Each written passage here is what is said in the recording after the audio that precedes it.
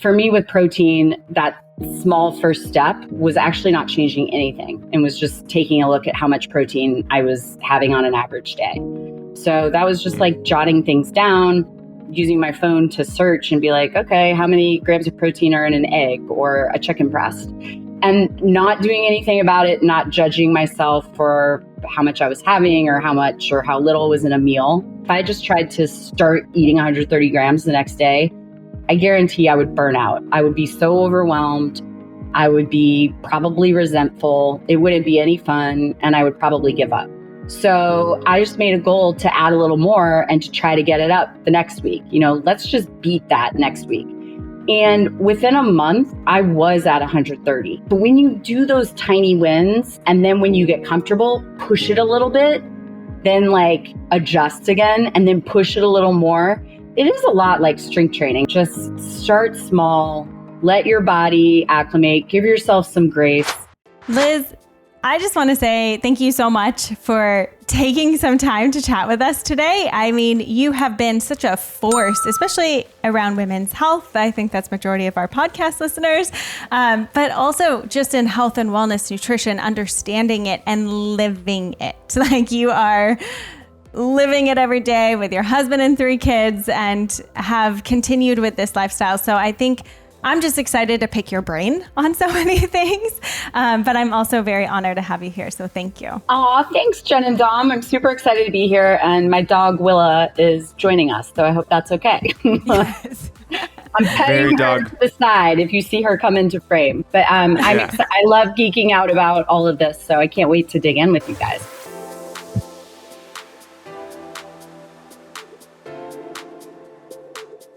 Very dog-friendly space, so we're happy to also have a little co-interviewee along for the ride. So I think we need to just call you what you are, and what Jen said before we got on the call is like, she's a badass.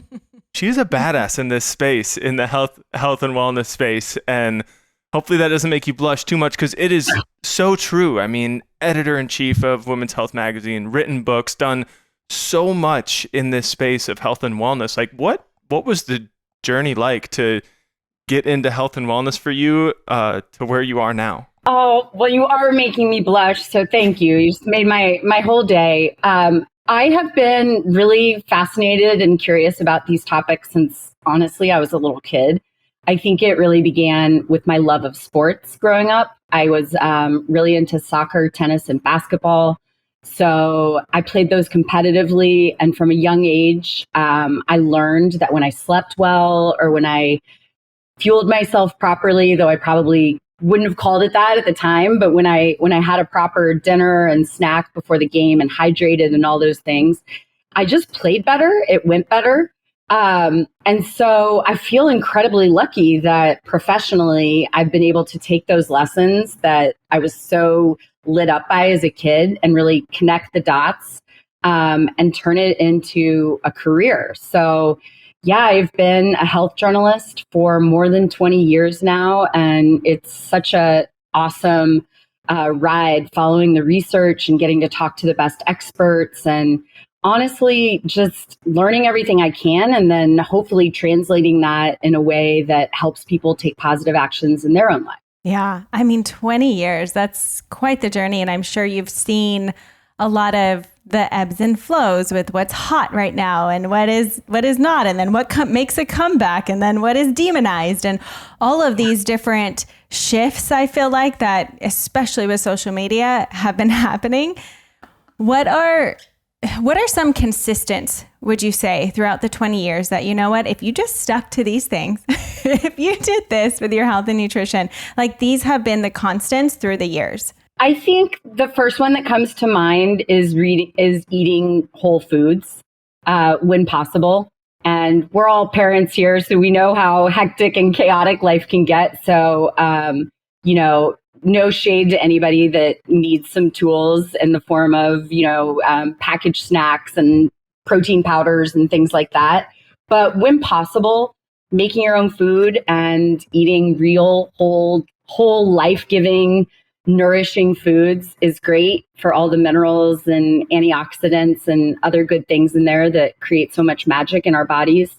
And then another one that I'll stand by forever is moving our bodies. You know, as you said, Jen, there's been so many trends and fads, and sometimes Pilates is hot, and then running is, and right now, thankfully, weightlifting and strength training are having a moment. Maybe we'll get into that. But at the end of the day, what I always tell people is move in a way that makes you happy, because then you'll keep moving. So I'm really into strength training. I wish every woman and man would do it too, because there's so many health benefits that come from it, and mental and emotional benefits. But honestly, if you love to run or go to yoga, like, I would rather you start there and go do that stuff, because that's what you're going to keep coming back to.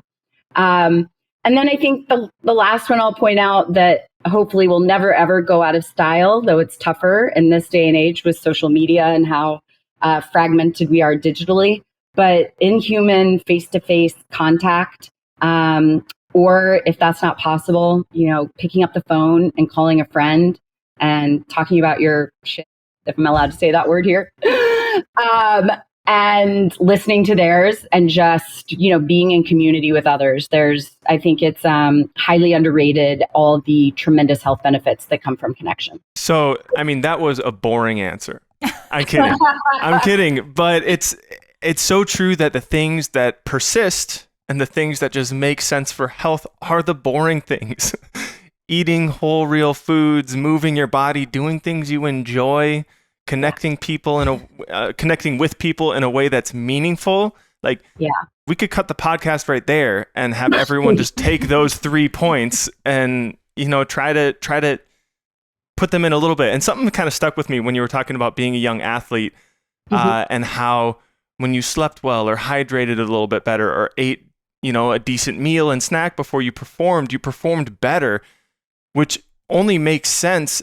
But it's crazy to me how I think about myself as a young athlete, and I'm grabbing the McDonald's value menu before I head to my competition and scarfing that down, and I make no connection. And these young athletes, their sport is everything to them when you're in those teen years and coming into high school and stuff.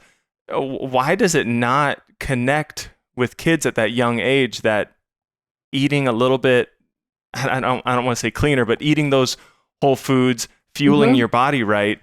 You even said, I probably wouldn't have referred to it as fueling my body right, but it's just interesting that connection isn't made when we're in those formative years in our sport or in our, you know, exercise.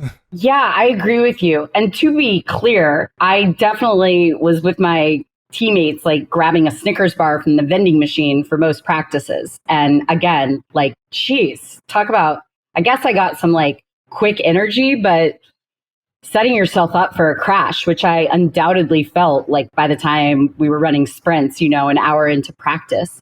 Yeah. I don't know. I have 3 children. I have boy-girl twins who are 14 and a boy who's 10. They're all into sports. Lucy plays tennis.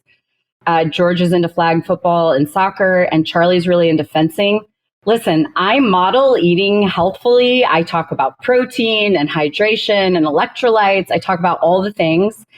I think, you know, part of it is maturity. And I think part of it is we kind of have to learn these things for ourselves sometimes.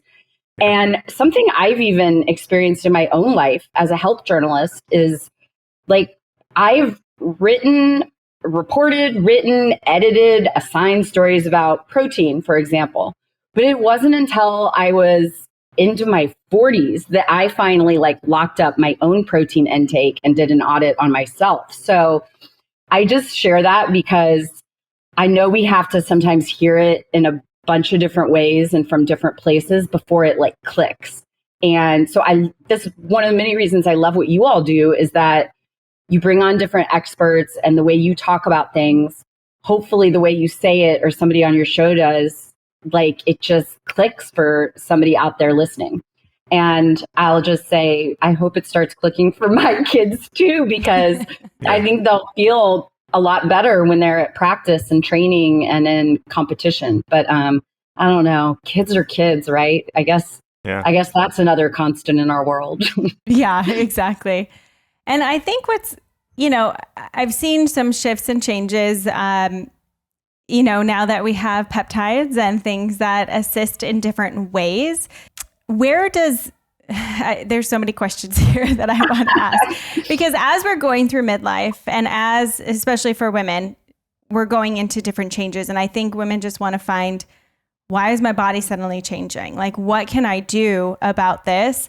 And what's going to be the most supportive long-term, and when you see other women who are taking some of the peptides that they're talking about, and they're all of a sudden looking different and feeling different, it's, so I guess, could we talk about that a little bit? Where does that play a role in midlife, and where does, like, now let's just focus on nutrition, or do they play a role together? Like, just in this current shift, I feel like that we're having. Yeah, I think it's such a great thing that people are talking about midlife in this chapter and the changes that women navigate, specifically perimenopause and then menopause. And like, these are real things. I've heard, I can't remember who said it, but a doctor once referred to it as like such an inflection point that it's very similar to puberty for a woman, just because so much is happening hormonally and there's so many changes going on in your body.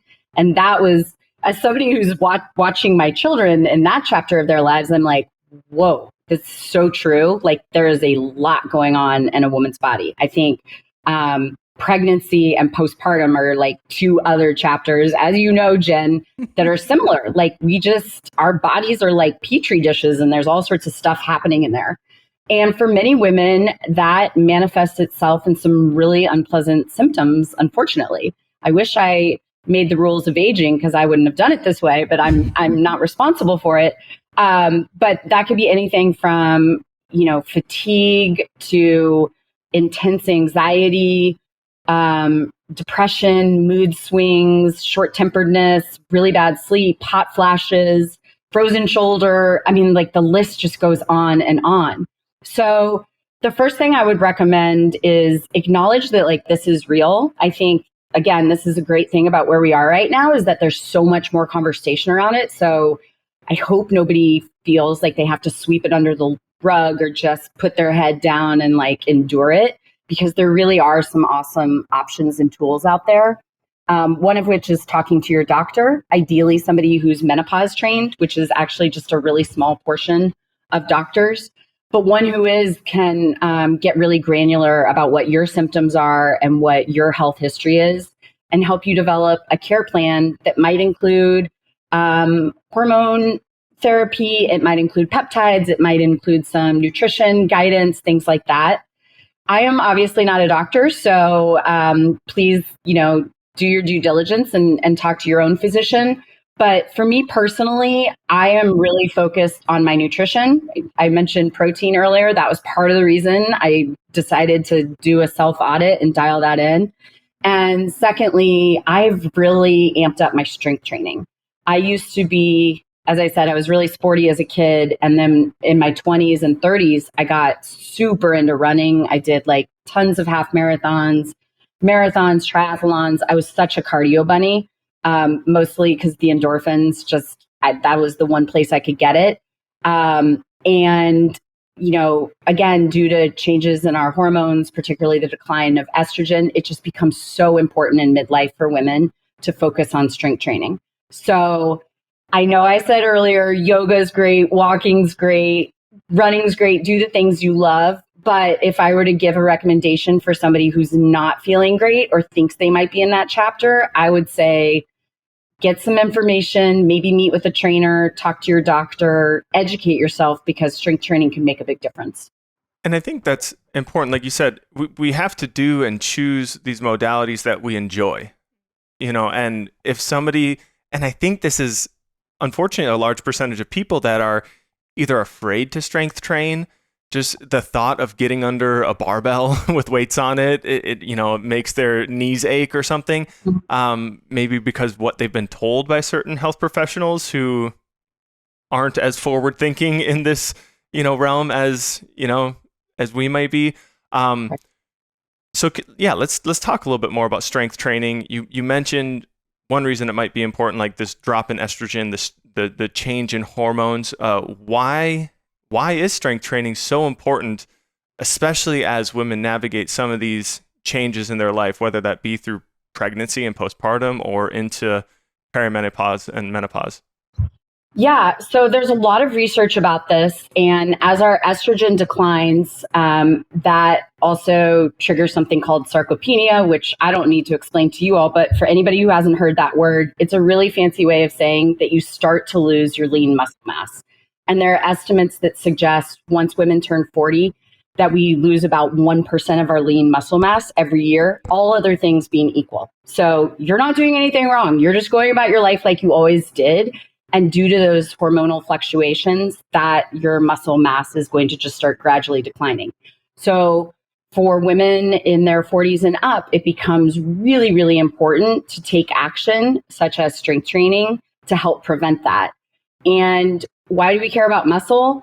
Well, many doctors, more and more of them, are calling it, basically the best signal of your health. People talk about your immune system function, your bone density, all these things that are very important too, of course.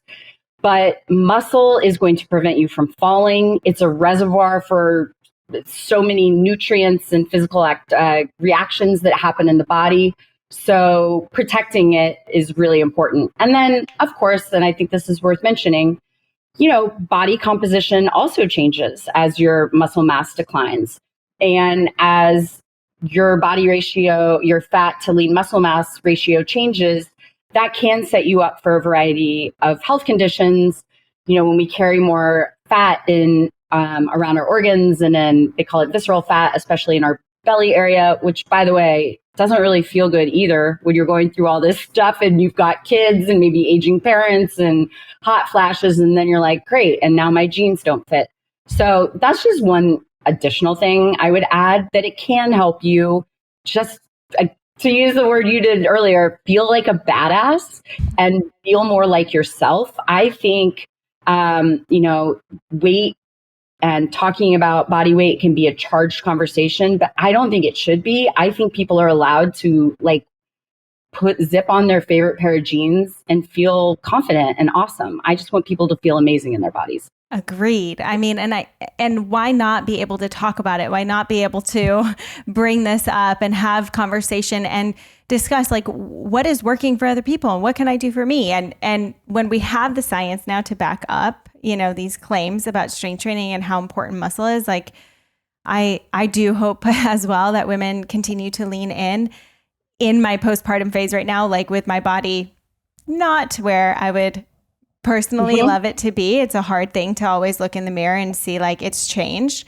The only thing I can focus on right now is getting stronger. And I am getting stronger. I'm doing more pull-ups. I'm adding weight to my push-ups. I'm seeing these strength gains that I'm well, this is what I get to focus my attention on right now, because I'm also breastfeeding. So it's I don't want to be in calorie deficits and all that stuff. So, and when we start to shift into that mindset of getting stronger and feeling powerful in the body, I feel that can impact so much. And when we talk about gaining muscle as well, I think the protein conversation goes in that. And I know you touched on that. So I would love to talk a little bit more about protein types. What are we looking for?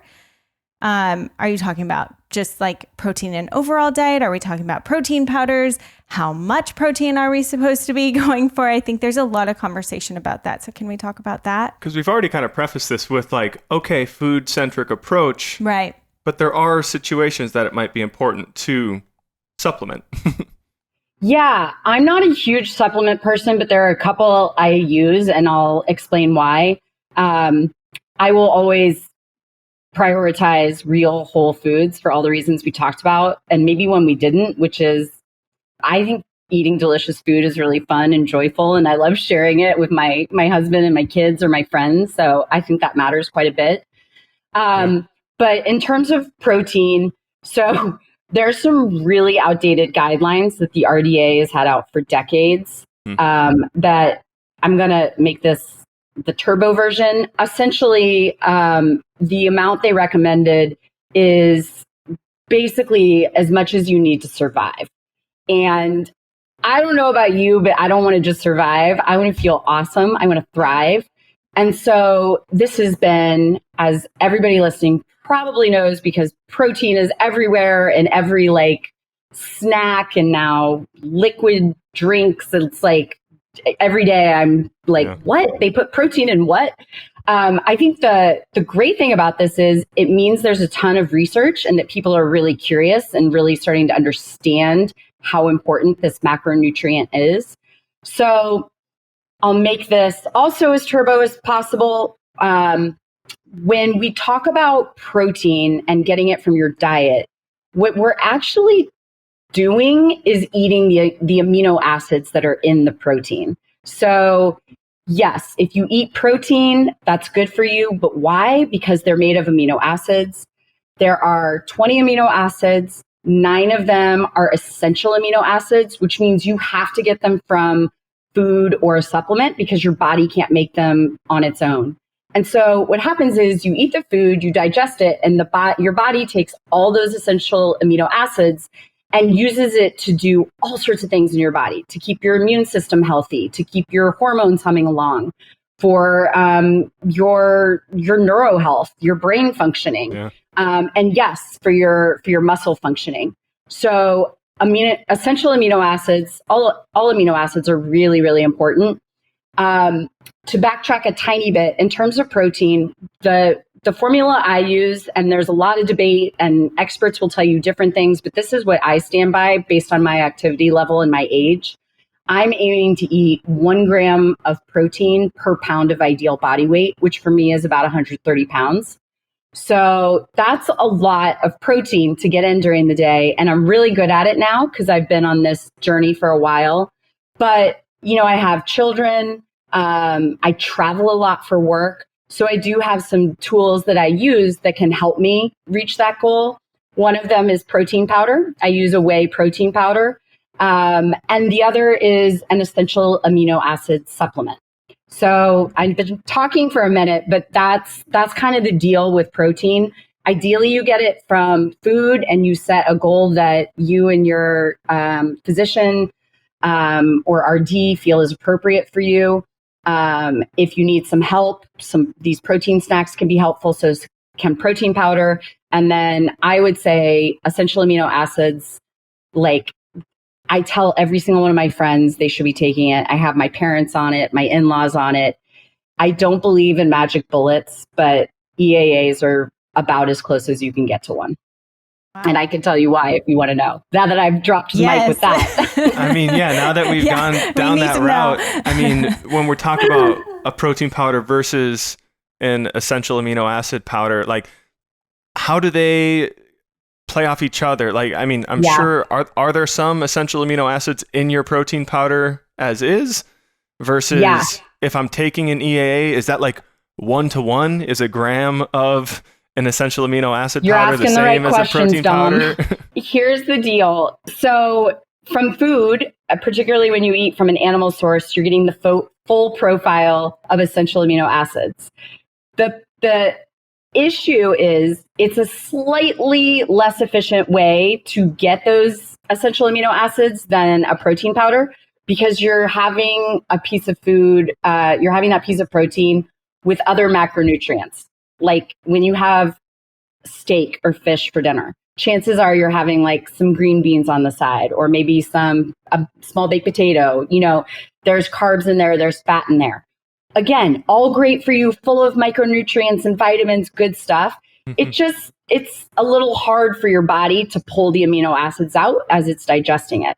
With a whey protein powder, which has the full profile of amino acids, your body's more efficient. There is some other stuff in there, but not as much. So your body can get those EAAs out. So the beauty of an essential amino acid supplement is that it's designed and created and hopefully by a reputable brand that works with scientists to have just those EAAs in it, right? And in the exact right doses so your body can take those building blocks and use them to do all that cool, important stuff. So there's no digestion necessary. It's immediately bioavailable. You mix it with water, you drink it, bam, it hits your system. Your body's like, thank you for these essential amino acids. Now I'm going to go to town and do all this awesome stuff. So for those reasons, and because I'm science backed. So I always do my research. It's, been a tentpole of my career. There's actually more research on EAAs than there is on creatine, which blows people's mind because everyone's talking about creatine. And I'm talking about like gold standard research in the best academic journals. So this is like real. This is not pseudoscience. And trust me, I see all the quick fixes and whatnot on social media. I have no like skin in this game, except that it changed my life so much that I'm kind of like known as the Aminos geek. Like I take them every single morning before I work out and often other times during the day, just to know that I am activating protein synthesis and taking care of my body. So when you kind of touch on when you take it, is that what you recommend? Like, is it taking it right before a workout? Is it multiple times a day? Like, how often are we supposed to be taking essential amino acids? I would recommend, much like I would for strength training, which we were talking about earlier, how it can be intimidating, just start with one little scoop. I do it at a time of day you'll remember. There's no right or wrong time. The best time is the time you'll remember. For me, that's first thing in the morning. If I don't do it then, it's not happening. So as soon as I'm up and at 'em and making my coffee, I just go to the sink, make my glass of ice water. Yes, I use regular tap water and put in my aminos and stir it up and sip on that. And that's how I started. And pretty quickly, within a couple of weeks, I was noticing like, whoa, I love to deadlift. I'm like not getting sore and I'm deadlifting a lot of weight right now. So I felt quite quickly that my recovery was faster and I just wasn't as achy and didn't have as much muscle soreness. Doing it before a workout is also great because, as you guys know, when you go work out, your muscles become like sponges ready for protein synthesis. So they're just like, give it to me. And that's what I imagine my muscles saying. I don't know what they're actually saying. So they can just do so much goodness then. Now, if I'm being honest, now that it's been a few years, I make a water bottle to go to the gym, like a big bottle, and I put in another scoop and I just kind of sip on that during my workout. I know people who like to take them right after their workout. It's like kind of refreshing. I use a brand called Kion. They come in 4 different flavors. So that's a good time. And then the other time that I will take them, I'll give you 2 other use cases. One that I do most days and one that happens rarely, but sometimes. There's that afternoon slump some of us get. You guys have really tiny kids, so probably, probably more than sometimes, if I remember correctly. So for me, it's like 2:30 or 3, and I'm like in between meetings and I'm starting to drag. I'll go have some essential amino acids and a glass of water then. And it's not like caffeinated or anything. It's not like coffee, but I just feel like a little bit leveled up. Like I put the plug in the wall, in like a nice way. The last time I used them, and this kind of goes back to your all's question about protein and how much to have. So I am very lucky. My husband loves to cook. It's like he enjoys relaxing at the end of a long day by cooking. Oh, Dom, you too. It's a form of art. It's so easy to lose yourself in making a meal, and I love it. You and Matt, we get along. I mean, I'm the sous chef. I'm so impressed by what he does. But cooking with people is one of my, sorry to interrupt you. Cooking with people is one of my favorite ways of connecting because it's like, it's you're creating something together that will never ever be made. It's like a nerdy little thing of mine. Aww. It's like every meal that I cook with someone, I'm like, this is a cool thing that we get to share that will never happen again. I'm like tearing up. I'm not even kidding. That's really cool. Then we get to share that food with people that is literal energy that we get to spread. And sorry. Please don't apologize. I love that. I'm going to give Matt a hug tonight while he's cooking for me. I do say thanks to him. Cooking for the family. So where was I going with that? Oh, I know. My wonderful husband, I remember this was a couple years ago. He was making pasta for dinner, not from scratch, but whatever. He was making like a tomato-based sauce from scratch. With veggies and stuff in it. And it smelled delicious and it looked amazing. Gosh. And I was like, hey, this looks so good. Are you putting any protein in it? Because, I've still got to like get to my 130. And he's like, no, I'm not. And I'm like my head is immediately like, okay, how am I going to do this? Like I could put a little cheese on it. That's a little bit of protein. You guys, I'm not even kidding. I was debating whether I should go like crack open a tinned can of tuna and like scarf down some tuna before dinner. Or I was like, could I put it on top of the pasta? How would that work? And then I just had this moment where I'm like, this is crazy. I don't want to be that person. I want to be able to enjoy a balanced life and not like make my husband feel bad or put tuna on his like deliciously created, once in a lifetime meal because I have to hit my protein goal today. Like, no. And so this is a long story and a long way of saying that is another perfect use case for aminos. And now what I will do is I'm like, cool, we're having pasta for dinner, or on Fridays, we do homemade pizza night. Okay, we're having pizza tonight. I'm going to make sure I make my water bottle of aminos or glass of aminos, put in my scoop and like drink it. And I know I'm covered. I'm activating protein synthesis. And if I only have 5 grams of protein in dinner, it's all good because I've got it done. Yeah. And does that help with like the blood sugar spike then as well if you're getting your amino acids prior to having like a carby dinner? That's actually a really good question. I know the calorie count itself in aminos is negligible. This is another reason that particularly for women in midlife who are navigating body composition issues and their doctors are like, you need to hit this protein goal. And they're like, but if I do that, I'm going to be eating like 1,000 more calories a day than you told me to. So that's another way that aminos can be really helpful.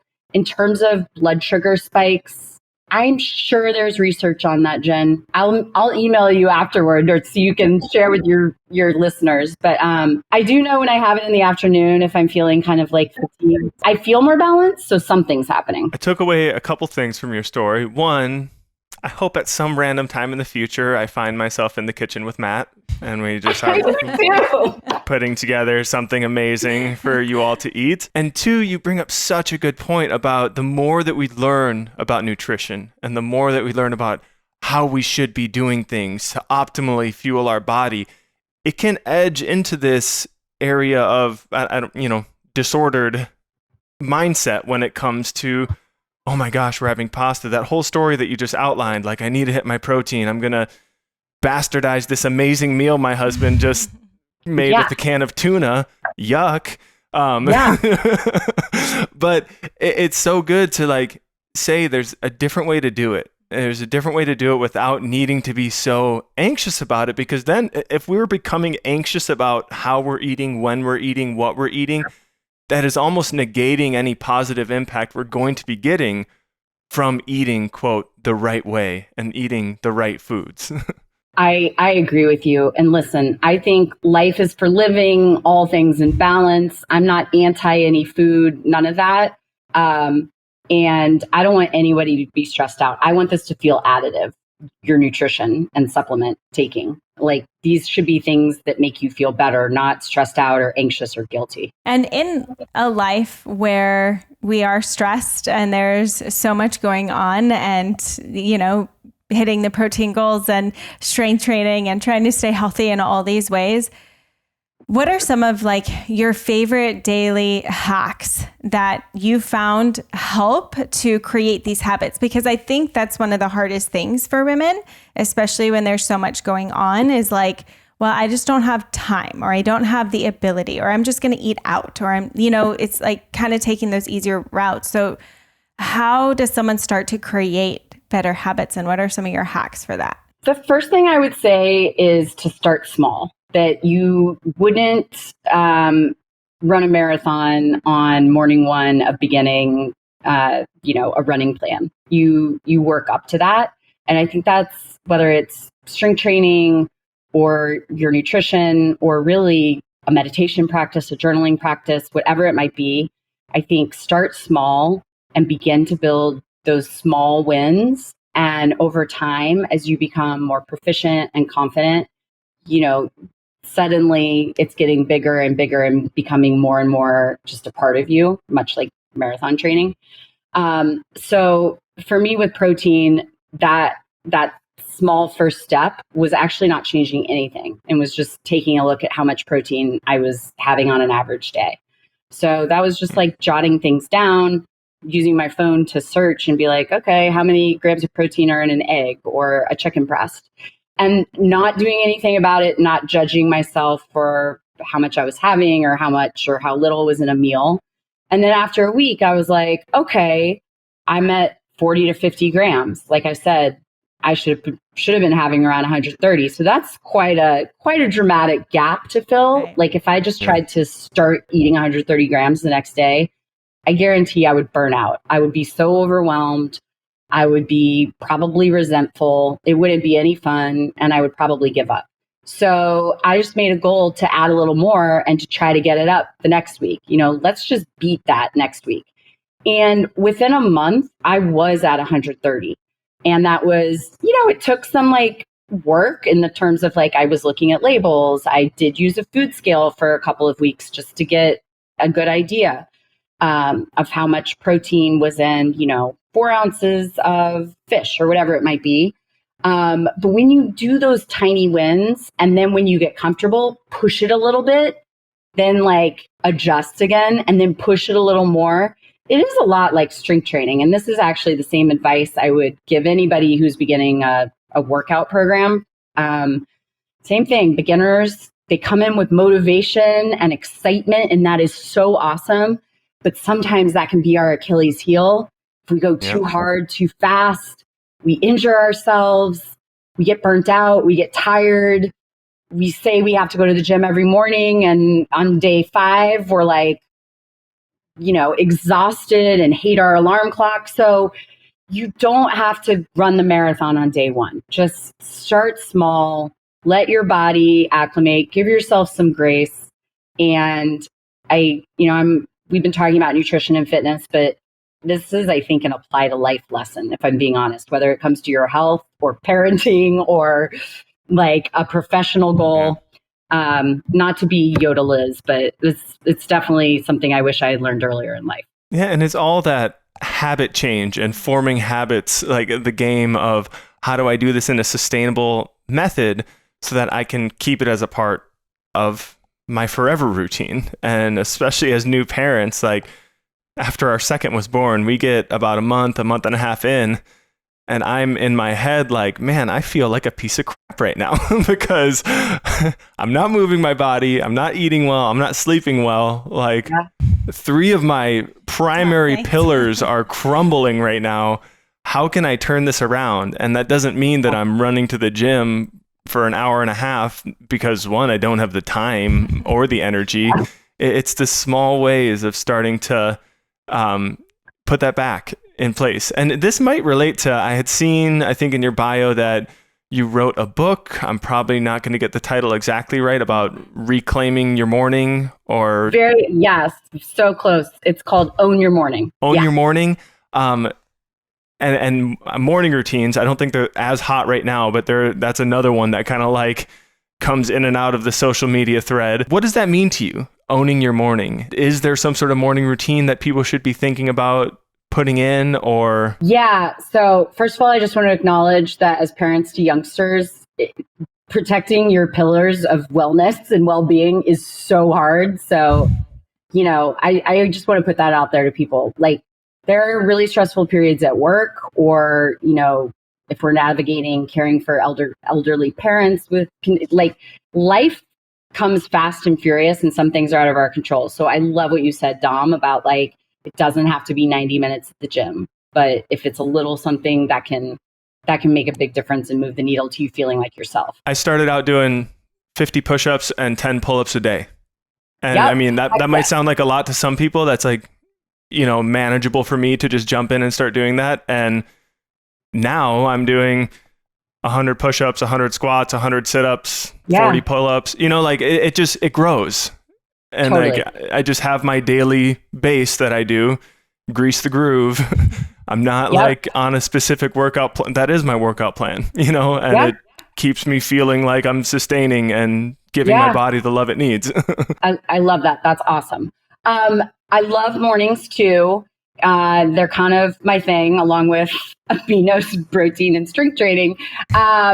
So my book is actually not a prescription for how to have the perfect morning. It's really a guide to help you architect, you as the reader, architect your perfect morning, because we're all really different.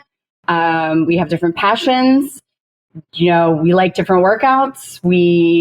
Some have kids, some don't have kids. We live in different places. So it's really meant to, help you. Use the word pillars earlier. I do too in my book. It's to help you find your core pillars, like the things that make you feel like you, that make you feel like your best self, that bring you joy. And then to create micro nods to those things every single morning. So for me, family is a really big one. And I live in Brooklyn and I live with my family, but my parents live elsewhere. My siblings live elsewhere. We're all spread out.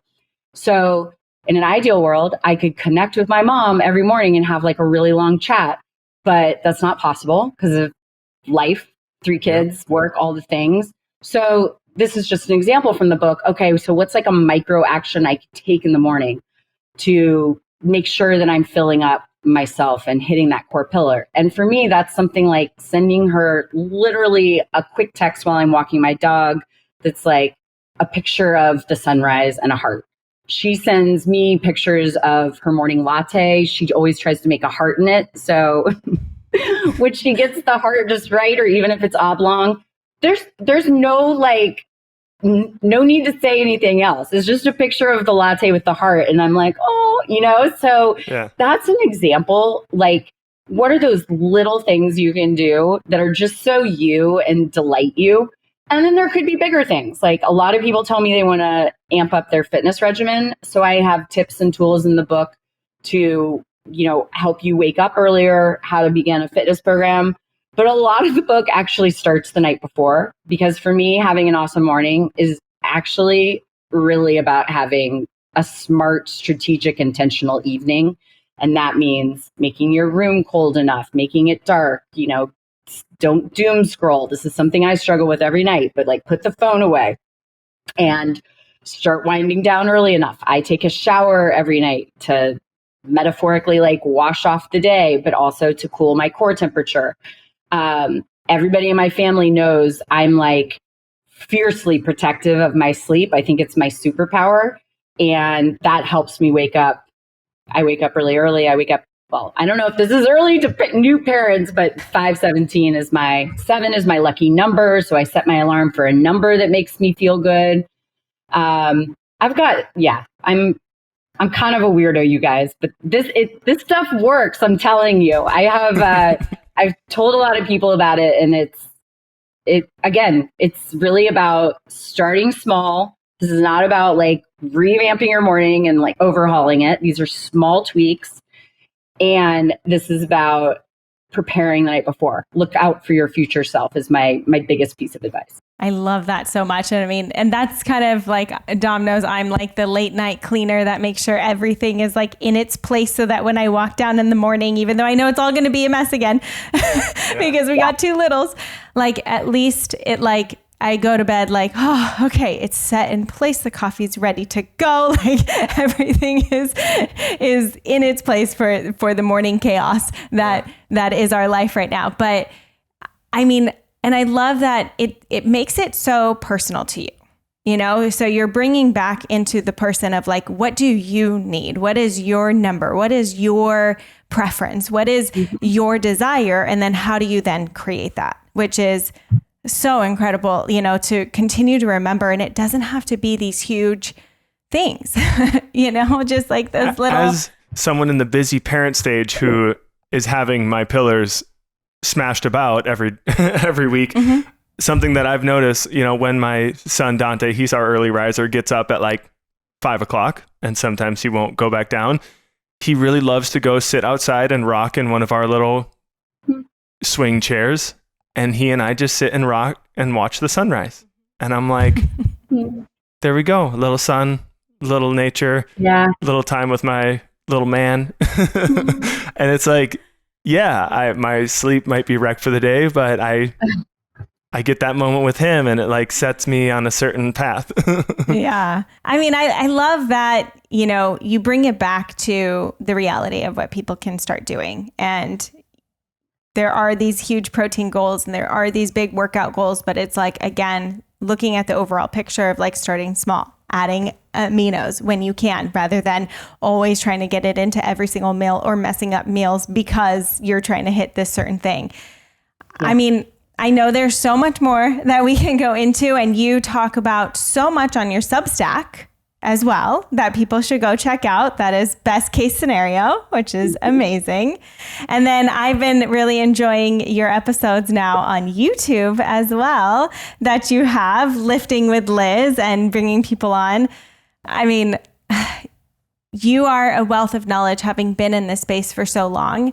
And I know that people can take away so many aspects just by understanding how you're doing it and the flow and the inspiration that you bring behind it all. So thank you so much for what you do. Oh, that means a lot. Yes, I encourage anybody who wants to learn more about these topics and geek out with me to check out my Substack or come see Lifting with Liz. But honestly, you two are a delight to talk to. And I am so impressed by your glow and how enthusiastic and engaged you are. Like I said, I remember what it's like in those very early days. So props to you. Keep taking the tiny steps. You've got this. We only heard one of our kids screaming for about 15 minutes in the background during this episode. So we made it through. But yeah, like Jen said, we'll have all the resources so people can find you linked up. If we're ever out in New York, we are going to reach out because cooking with Matt is now. You're coming over for dinner. You're coming cooking over with Matt is now on my bucket list. So thank you for that. Lifting with Liz is on my bucket list. So we'll cook.